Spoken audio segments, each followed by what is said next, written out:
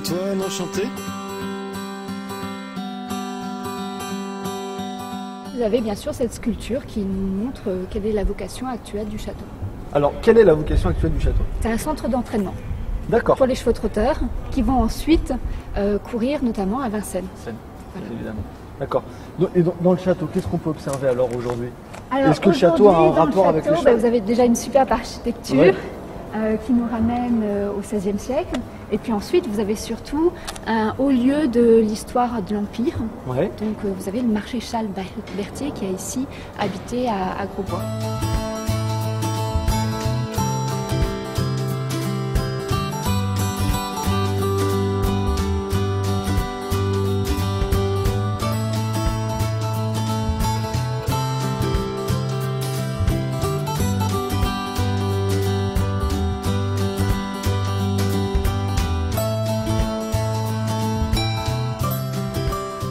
Un petit poker, Antoine? Si t'as 10 € à faire.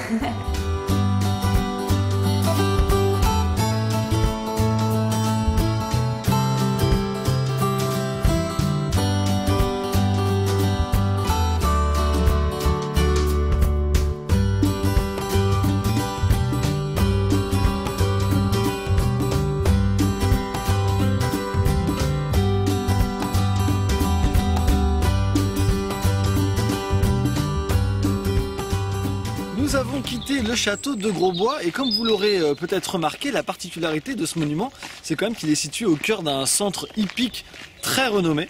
Et ce qui est assez marrant, Antoine, c'est que donc après les chevaux, on reste dans une thématique un peu animalière, puisque là nous allons aller visiter une ferme, un élevage d'ânesses.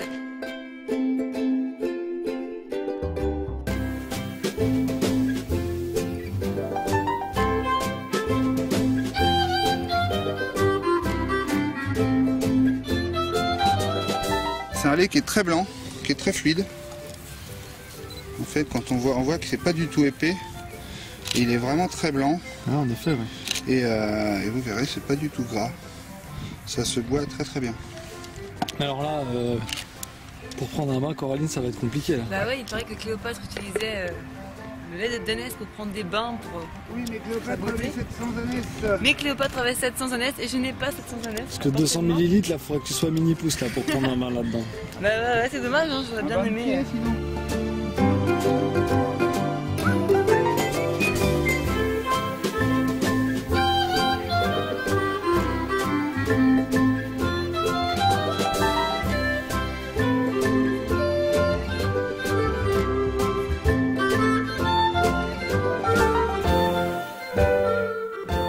C'est bien, hein.